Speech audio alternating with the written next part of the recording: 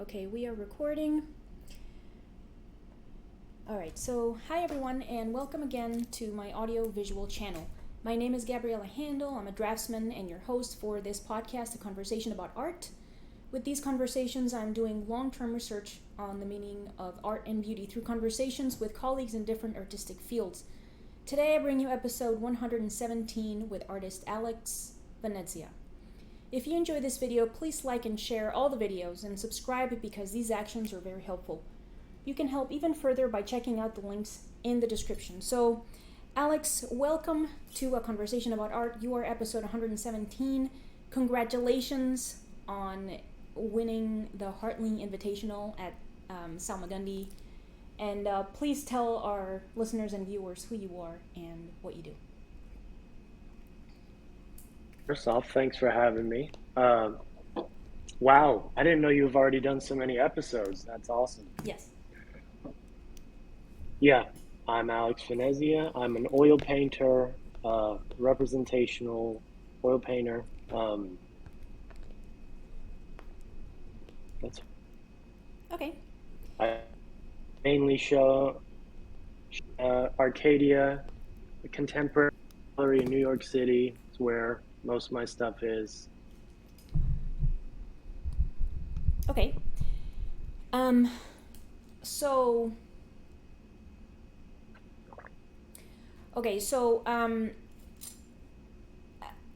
we met in person at the Salmagundi for the Hartley Invitational show for the opening. And as you know, I'm trying to kind of change a little bit the format in which I have the conversation. So like instead of basically discovering what is art to the artist, to the person that I'm talking to, I kind of want to have a rough idea before doing the recording so that we can kind of discuss more about the subjects instead of kind of having to kind of find the thing and then talk about the thing, something like that. So I don't want to directly quote what you kindly wrote to me in the email. I kind of want to paraphrase, not only to like work my brain muscle, but also to like, because it was sent in private, and I don't want to like publicize the private thing. So let's start with art, and feel free to correct me or add or elaborate further, because you did mention that you had a hard time keeping the answers to the question of what is art and what is beauty short. So feel free to add whatever you would have liked to add, I guess. Okay, so for art, it's a manifestation of a thought, idea, or a feeling, typically physical. So I'm trying to paraphrase what you were telling me. Typically physical, meaning in the form of a work of art, a sculpture, a work of literature, in writing, a performed tragedy, theater, something like that. And maybe like the not physical manifestations would be like music, spoken word, poetry, stuff that you read. And then kind of like for you personally, like what you said you kind of wanted to add to the definition that you found in the dictionary, is that for you think that it has like a focus on aesthetic appeal, kind of moving the viewer, trying to move the viewer, and it has a focus on feeling and a read of the work of art that isn't rational or kind of enculturated. Does all of this seem accurate? Kind of. The last part, what I more meant is that the work of art itself is where to understand what's going on. It's not some deeper intellectual meaning that you maybe have to read the plaque out, or it's that everything is in the work of art, and it's not some intellectual thing. It is what it is. So, Mm-hmm. Okay. So, like, for an example, I'd say, like, if I was to, with one of my things, there's not necessarily this deeper meaning other than basically, let's say, if a caveman was to look at it, they should be able to understand it. mm-hmm. Okay. There. Okay. And so, I mean, You, do you yeah, you associate? keep going. Oh, sorry. Go. No, sorry. Go ahead. I mean, you cut off sometimes, and I thought you were done. Sorry, I didn't mean to interrupt. No, no, you go because I don't even know what I was gonna say. Go Okay. for it. Um. So, I mean, when you refer to the deeper meaning part, and then because you also mentioned like having the stereotypical plaque that you see when you go to MoMA or something when they're trying to explain the pair of glasses that's like on the floor, that's a work of art, like this type of stuff. It's like so. I mean, do you immediately associate a potential deeper meaning in the work with that? Do you think that's a default? I mean, do you think that's what deeper meaning means, or do you think that it's not possible to derive a deeper meaning instinctively just by looking at the work the first time? That the deeper meaning should be earned by looking at the work first time, or a couple of times. It doesn't have to be so. There's like symbolism in these certain types of things, but it shouldn't be that the only way that you're going to figure out what this means. You read something, yeah, or you know about the artist's life, or Right. yeah, that kind of thing. Yes, yes. Okay. Well, I certainly like that a lot. Yeah, I like that a lot, and I agree with it. Just because there's a previous episode. I don't remember the episode number, but it's with Robert Florzak, who through who I was, he said something that I was already thinking, which is basically what you just said, that you should be able to appreciate, enjoy, or spend time with a work of art without knowing anything regarding the work of art. It's like, what did the artist intend? Who is the artist? What is the medium? What are the circumstances under which they made the work? The work should be able to stand on its own, just completely. No need to have the plaque, whatever, nothing. And so like that's where, because in the case of art, the work that we do, which is visual art, that is the carrier of the work, the visual quality of it. So then the work has to be good, and it has to be able to obtain the attention of the viewer and maintain the attention of the viewer all on its own, based strictly on the quality of the work. And I really like that, because I for sure, even in the past when I was more tolerant of art is whatever you declare it to be, I was still just like, but then you can't, your work cannot depend on the paragraph explaining what it's about. It can't. That makes no sense. So I certainly like that a lot. Okay, so there was also something about, do you think that this sort of appreciation of the work also removes the rationality from the appreciation of it, or do you think that, for example? Like, do you think being too rational about appreciating a work of art interferes with the appreciation of a work of art just like as it is, or do you think that's like a secondary aspect of appreciating work? Oh, to like being very, like, if you mean kind of Being like what? Sorry. rational. Yeah, rational. Yeah. Do you mean like? Guess I don't exactly know what you mean by that. Um, I guess I was kind of deriving that from. Well, I guess I didn't mention that part from you also mentioning as part of the definition of what is art, that it doesn't strictly have uh, an explicit functional place in the world. so that then maybe it lacks that rationality. I'm not sure. I don't think you specifically made that connection, but in that case, why do you think that art doesn't have an explicit functional role? Or I mean, is it accurate to say that? And so if so, why do you think that? Yeah, okay. Yeah, I think um, in the little definition that I sent you, I think what I was mentioning that it's not art apart from not art is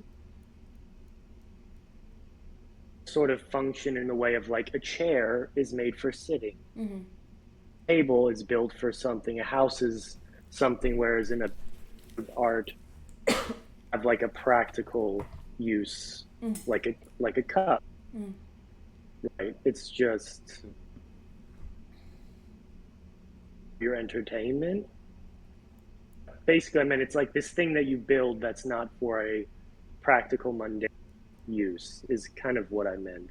Mm-hmm. Do you think that I mean would it be okay if I like read what you wrote for the recording Yeah, yeah. and then yeah and because like I said you also said that you shortened it. It was difficult to keep it short, so then maybe if you want to add something you can. Okay, so You can read it, I don't mind.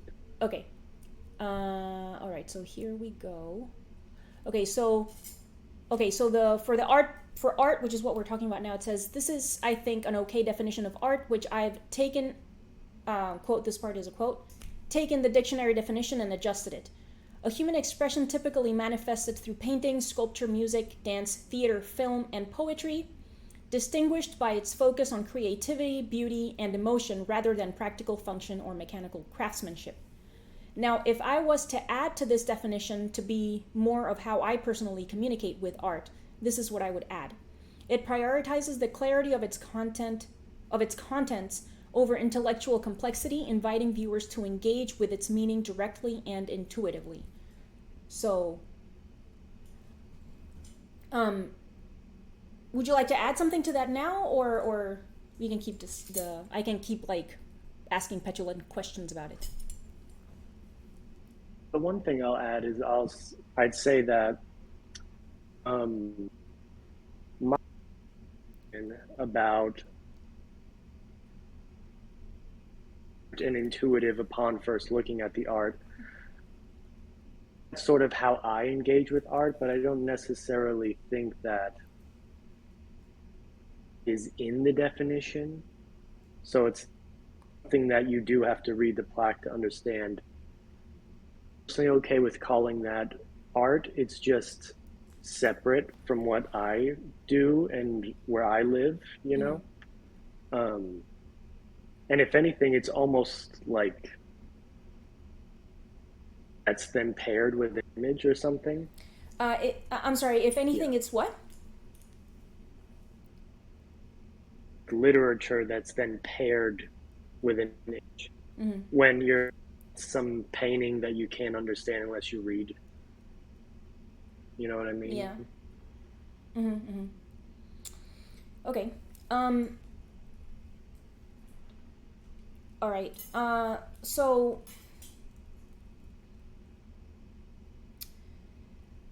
So okay. So you mentioned also when we talked at the Salmagundi about the kitsch people, right? Yeah. And the part about the focus on creativity makes me think of that because um, I don't know if you've seen on the Worldwide Kitsch website. You know, they have like a section where they talk about like the movement or whatever and their philosophies and this type of stuff or this whatever.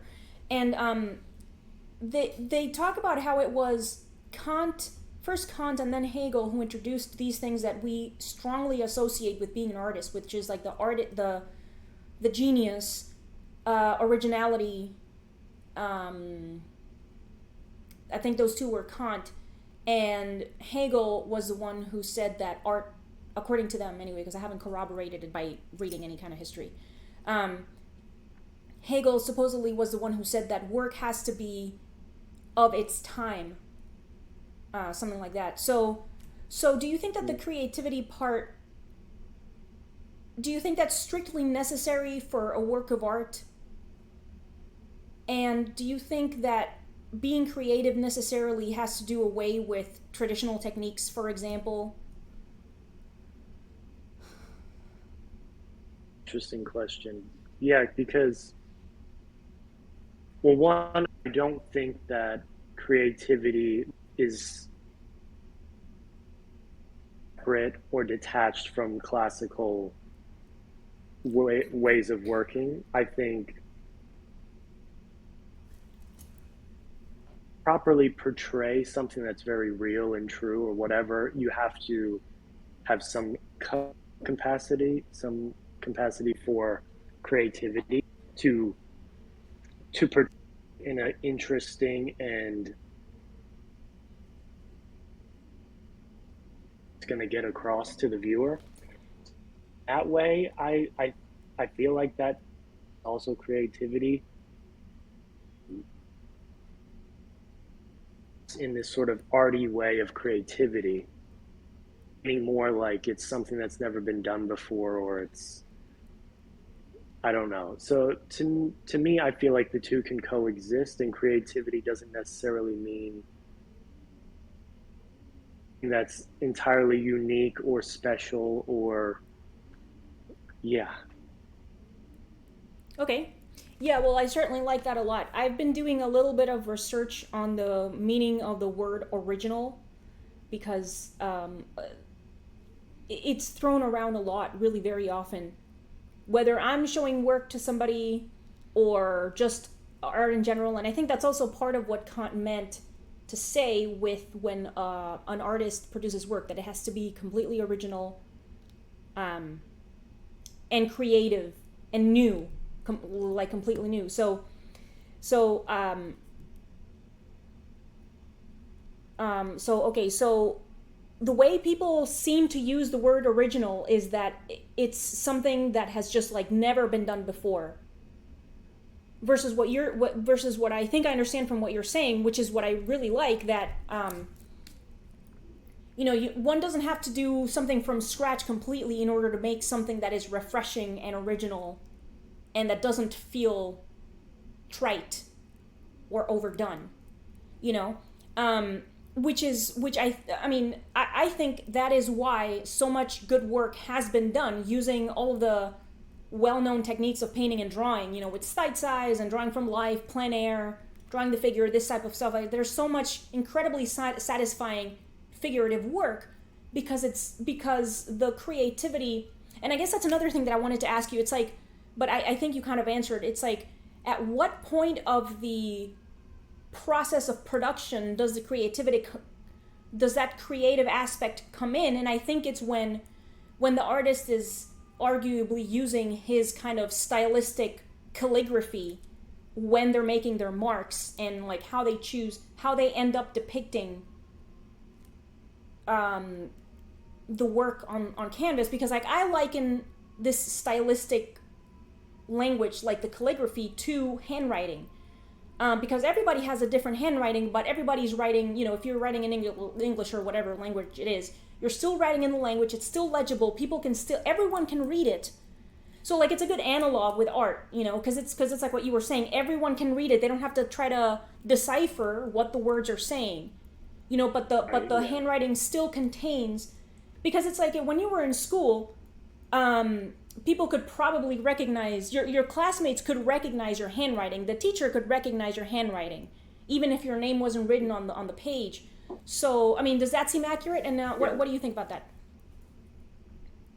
No, that's super interesting. What I'll say with that is, too, with specifically the handwriting part, I teach, and I have a lot of discussions with artists, and something that they're really worried about sometimes is their own voice and their own originality.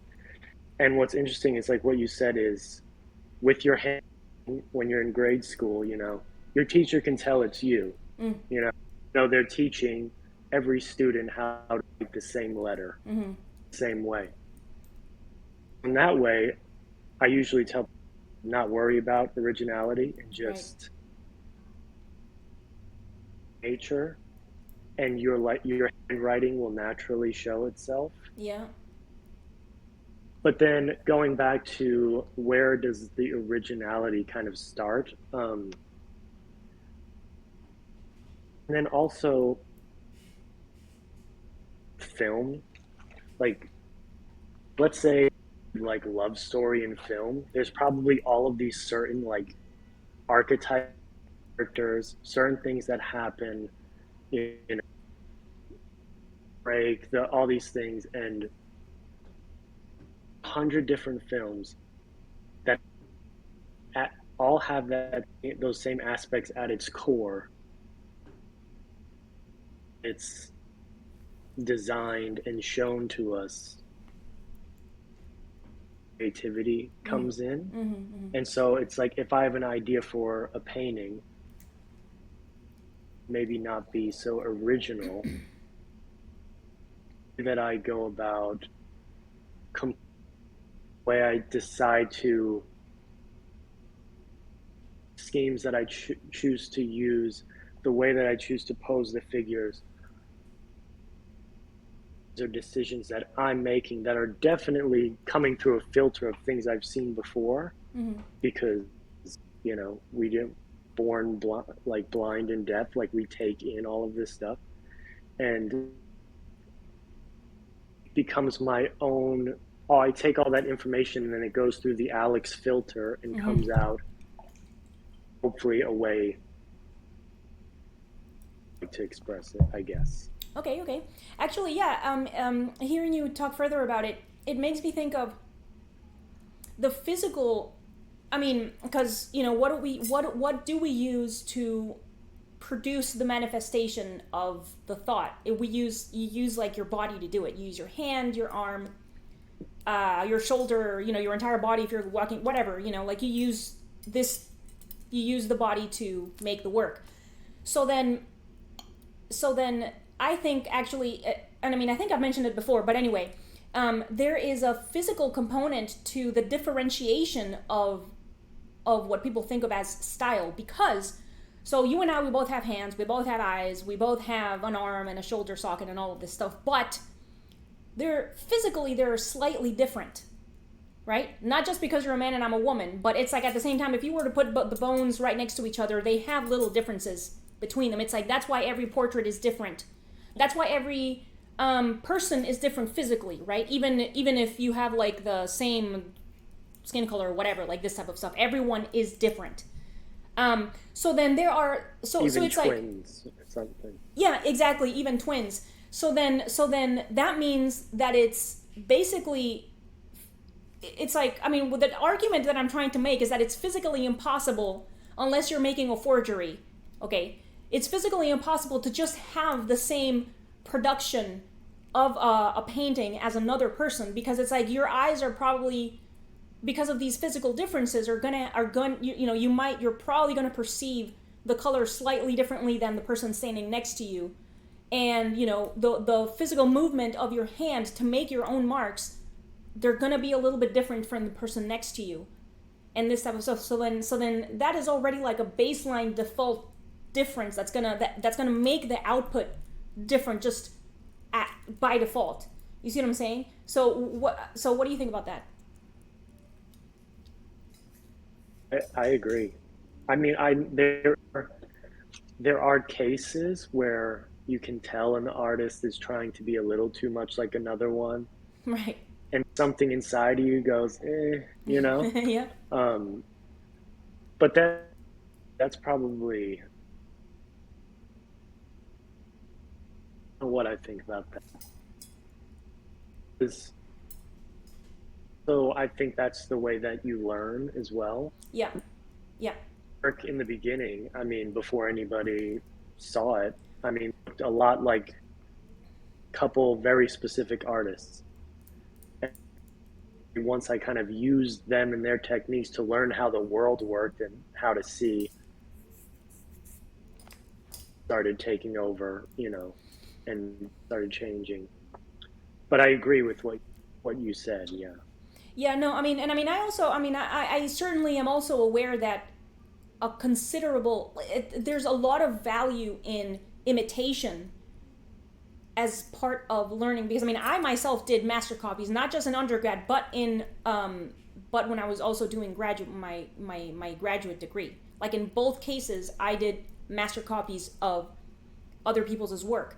And even when I wasn't studying, I mean, it was like a natural thing that there was these artists that I was like, oh wow, this work is amazing, and I would try to either imitate the subject matter or the way that they depicted the work. And that is for sure a way of learning and also finding your own calligraphy in your work as well, in one's own work. That's of course part of the conversation about originality or not, because I mean, lots of people will get really offended if they find that somebody is imitating their work, and it's like, they're probably learning. It's not, first of all, and second of all, it's not a photocopy of what you're doing. It's like an imitation that is more likely than not rooted in admiring and wanting to learn from what you're doing or something. You see what I'm saying? I mean, does that make sense? Yeah, totally. Um, Sometimes with that too, because I'll see some people that I feel like first, or this and that, and then I'm like, own any of this stuff. Someone from the past, this part, that part, and I copy others' little things when I was learning to. Okay. All right. So, okay. So now I would like for us to talk a little bit about the beauty part of the conversation. So, I mean, yeah, the discussion of beauty. So, in this case, there's, all right, just give me a minute. Okay, so there's something about pleasurable, being aesthetically pleasing, and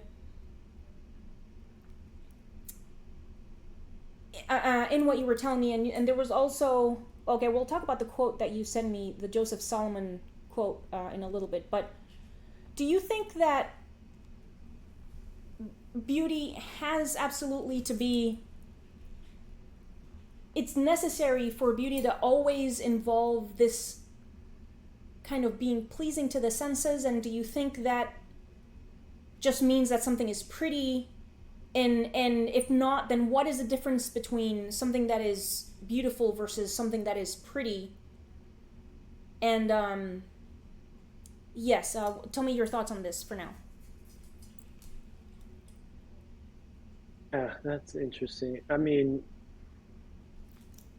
I feel like pleasing to the senses is like an okay definition, is because I can think of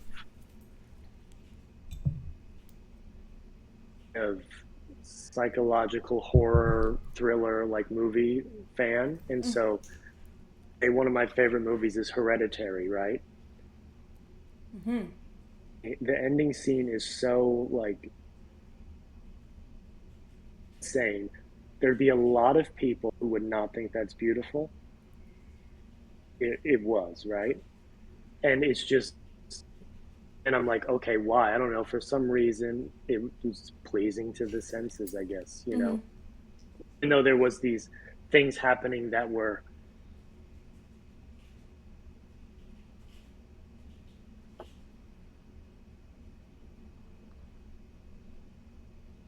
Okay, you've been, go you're go cutting off you're that. cutting off a lot in this towards just now, and I don't really know why. Um, but so I have not watched this movie. I know it doesn't have whatever. I don't care if you spoil it. I'm curious about this ending part, and if you would mind describing it. So if Oh, for people who are listening, he's gonna spoil it. Like, I don't know, this movie is kind of old now, and it's like, whatever. People whining about spoilers are stupid. Um, please, if you want to give me like a summary of, or rather like a description of this ending scene. It's been a while. Let me real quick. Sure. I don't want to get it wrong.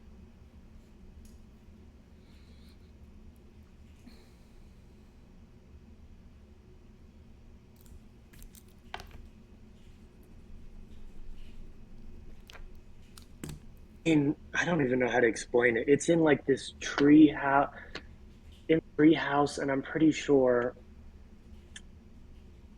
like the visual of it, you could almost imagine like some kind of satanic ritual type thing. Mm-hmm. I'm sure there's all of these like see the like this treehouse thing is just so creepy, and it's like filled with this warm golden light, and there's this big like thing that they're sort of worshiping that I'm pretty sure like has a human on it A human that's what? been like decapitated. It's just like and Okay. like haunting, and yeah, but so so like beautifully done.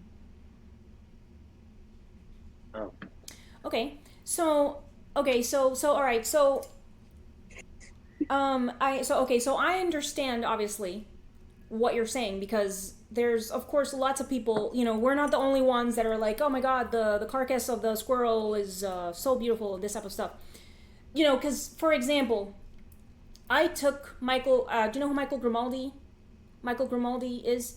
Okay, so I took his advanced artistic anatomy class in Philadelphia. Don't remember the name of the school right now. Or whatever. But the thing is that we were drawing from cadavers. Okay, and I had never seen a cadaver in my whole fucking life other than like dead animals. Like I had not seen yeah. a human dead body before. Okay. And seeing it that way, where it's like it's like not a sculpture of a flayed human, it's a flayed human. Okay, the first time I cried a little bit and stuff, like the very first class, but then afterwards I just couldn't stop being moved by it, in the sense that, like that's why we draw and paint the figure, because its design is, it's a really good design, all right? Like I don't know what words to use here right now, but it's clearly a good design, all right? So like for example, one of the cadavers had like the back was open, and they had removed kind of like the superficial stuff like latissimus and trapezius, and the multifidi were there. And I was like, the rhythm, even after rigor mortis, even after being prepared with, I don't know what they used to prepare it, even though the body was like, the process of decay was forced to slow down for the being prepared so that the students could study from the body. It's like the design and the rhythm of the design was like still coming through. It was like that didn't deteriorate, even in spite of all of that, and it's so lots of people are either grossed out or creeped out or disgusted or terrified or whatever of this type of image, like the one that you were describing of the end of this movie. So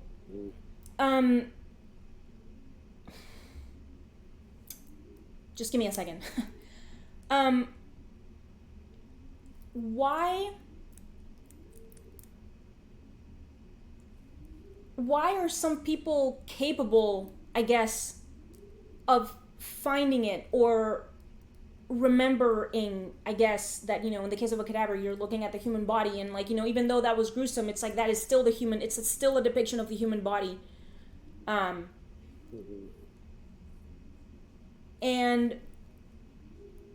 when depicting an image that is not immediately beautiful or more easily recognizable as beautiful, like in the case of the end of that movie that you were talking about, like what do you think makes it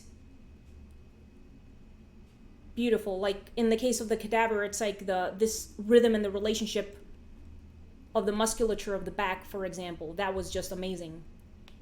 For example, like, like what kind of character, because I mean, do you think it comes down to what we were talking about with art, that it's like the work of art that is well composed, well treated, well made, visually solid composition, relationship of colors? It's like, do you think that is what also is able to carry other things like the end of the movie, like the cadaver, to bring out the beauty,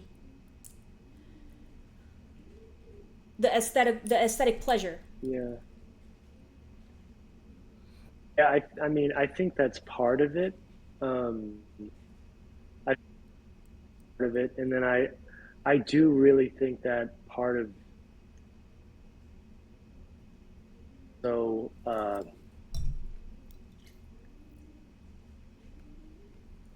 Part of it is or also what? Sorry. Part of it is also what? like emotional or uh, the way that you perceive, the way that you're thinking about things, like Uh-huh. just the life that you've lived has made you appreciate certain things, not care about certain others. And so I think that there's some things that become beautiful to a smaller niche group Mm-hmm. of people. It's the same thing as like music. So there's like pop music that wider variety of people find pleasing and good Mm-hmm. and nice, and then you go subgenres that it becomes very very niche, and if you show it to your grandmother, they're going to think that you're crazy, right? Mm-hmm. Mm-hmm. The people listening to it, it's almost like a religious experience. Right. And I feel like the sense of like beauty is in the eye of the beholder is like touching on some. Sure. Do you think that you could use the sort of the pool large quantities of people that appreciate certain things as a guide for something that's more objectively beautiful? Mm-hmm. Like if you wanted to rank it. Okay. Yes. Yeah. So, yes. Of course, there's some truth to beauty is in the eye of the beholder, and then so like as you were talking about it, because of what you were saying of just where your life has taken you and what you've lived and all of this stuff, of course that's going to change that which a person likes a little bit from one person to the next, and then that is why somebody's going to be grossed out by the cadaver and unable to appreciate or to find anything to appreciate in the cadaver or in the movie that you were talking about. But in that case, do you think what would make something universally beautiful and universally appreciable, if that's a word, by humans, do you think? And so like, I mean, I also think that is what would make the difference, like an actual difference between pretty and beautiful, because like, well, actually in the case of pop music, like you were saying, pop music is easy, kind of, it's easy to get into and appreciate. Oh yeah, I mean, it has a beat, it's not out of tune, this type of stuff, which is kind of baseline, but then it's more sophisticated to be able to appreciate the classical music, like the Tchaikovsky or whatever, something like that. Or maybe even more than having the taste of the listener involved. I've been musing about the ability to find a rhythm in the music, because for example, like again, a pop song or a more layperson quote unquote song will give you the beat with the percussion and everything, but then classical music, I think one must be taught to listen, or you have to be listening to it for a very long time to be able to realize that there is indeed a rhythm in there, because it's like, ballet dancers dance to it. People used to dance to it in ballroom dancing, this type of stuff. I cannot for the life of me find this rhythm, because I don't know yet. I'd have to listen to lots of classical music, but so I don't know. I'm not entirely sure where I'm going with that, but what do you think? I think that's interesting. It makes me think that is that are enjoyed in groups of people, some more niche, some more mainstream. There must be some unprinciples There must be some what? Sorry. relate them. Must be some underlying principles Mm, that relate yeah. those two things together, or and maybe those are like, for instance, the rhythm of what beauty is or what's more objective. Yes, music, and probably bad because it's lacking underlying structures Hmm. that weaves together, you know, the metal and classical. Yeah, yeah, okay. Okay, so um the part that you said about objective, I mean, do you think there's objective beauty?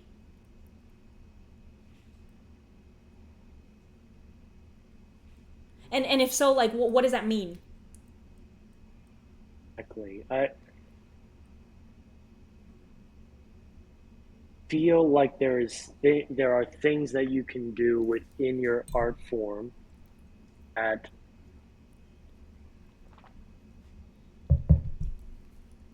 are well received by the largest group of people, let's say, and Mm. let's say that that is what makes something objective, because what otherwise what does objective mean? Like, I guess it's the thing that's appreciated by the most amount of people. Um, so it's like I was kind of talking about with movies. I think there's these certain plots and archetypes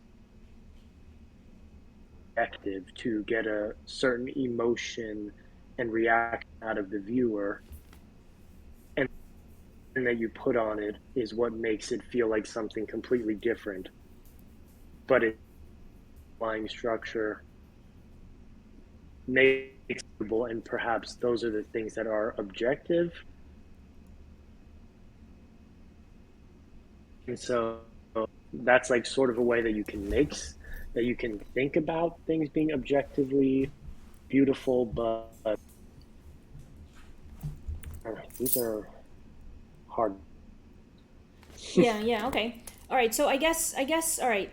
I agree that there might be an issue with the word objective because sometimes I also have an issue, and not because I think it doesn't exist or something, but because the way that I understand it, it's like assumed instead of knowing what it means, right? So like I have a similar issue with the word truth. Okay, okay, the internet says objective is existing independent of or external to the mind. It says based on observable phenomena, empirical. It says uninfluenced by emotions or personal prejudices. And it uses fair, the word fair, as a synonym. Um, so, does that seem right? I mean, yeah, I guess so. Hard to relate to beauty because there's always going to be someone out there. Hey, There's going to be someone out there that what? someone who doesn't agree that something is beautiful. I mean, oh, yeah, but that's not. I would say that a dictionary definition exists independent of somebody that doesn't agree. So, um, or at least in order to have the conversation, Um, so yeah, I think that I agree particularly with existing independent of or external to the mind and based on observable phenomena, empirical. Um, Meaning that you know, you and I experienced, we saw something, we both saw something, we both saw the paintings at the Salmagundi, for example. That's, I think that is considered, according to this definition, an objective fact. Like, we both observed the paintings at the Salmagundi, for example. And so then if we apply that to so objectively good art, for example, and objectively objective beauty, meaning something that is beautiful regardless of who is looking at it. All right, let me look at the time here. Okay.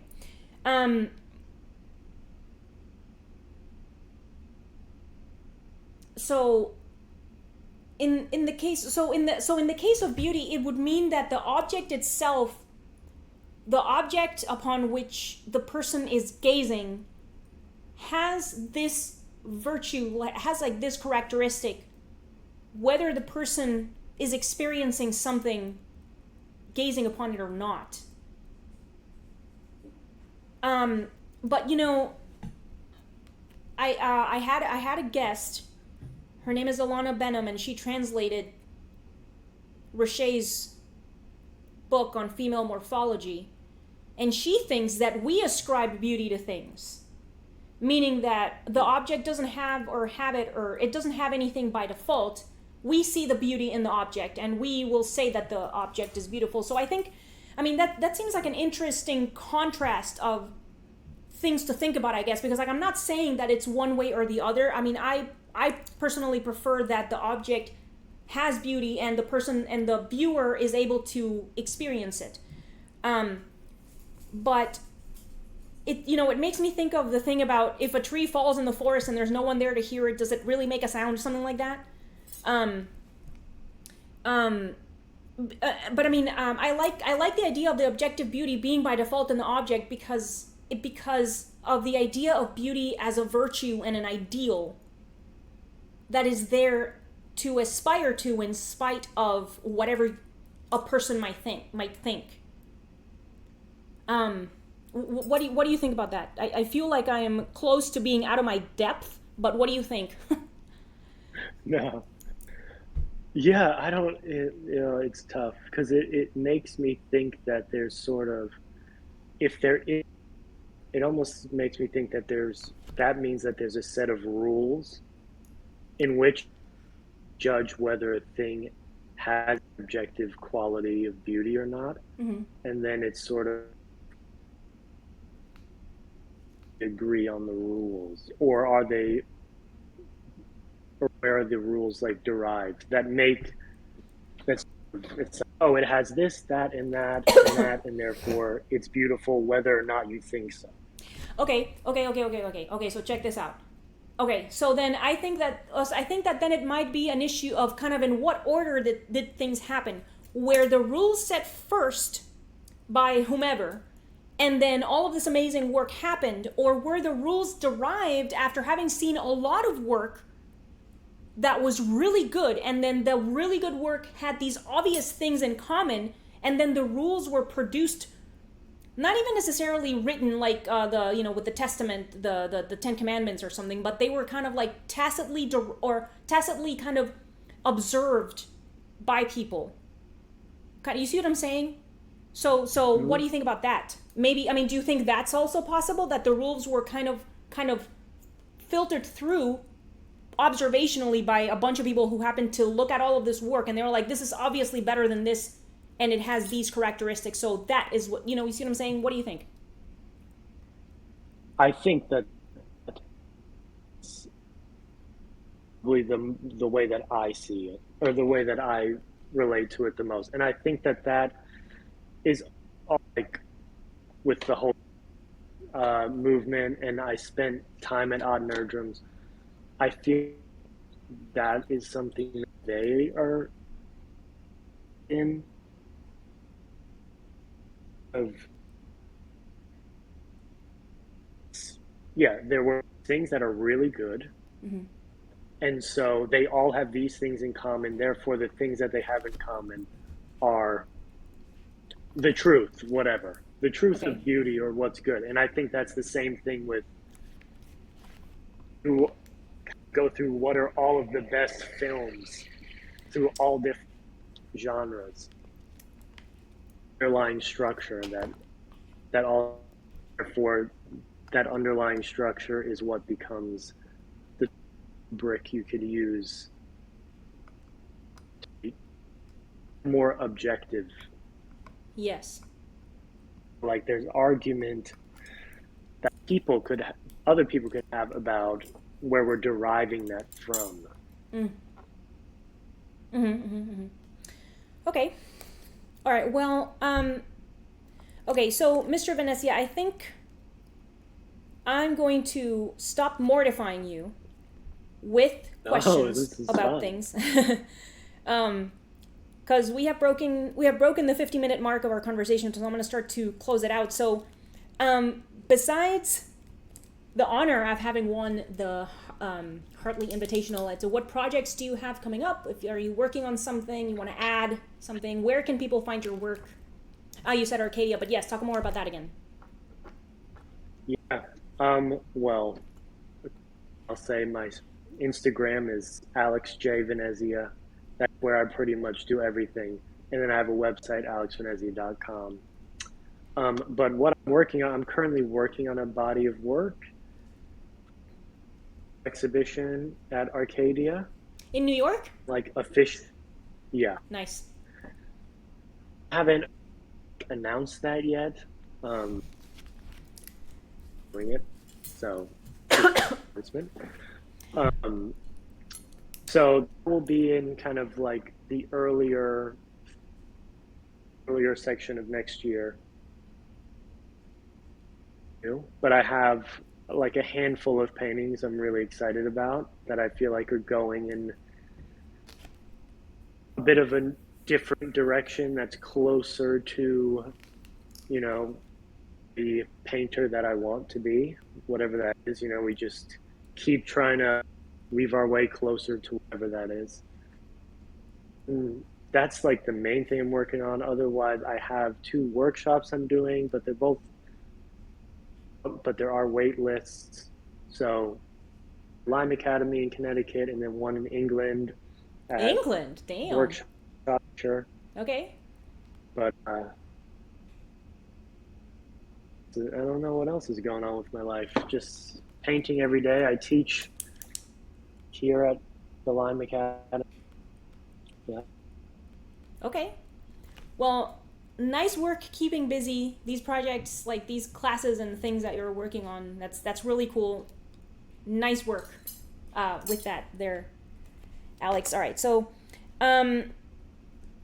okay. So,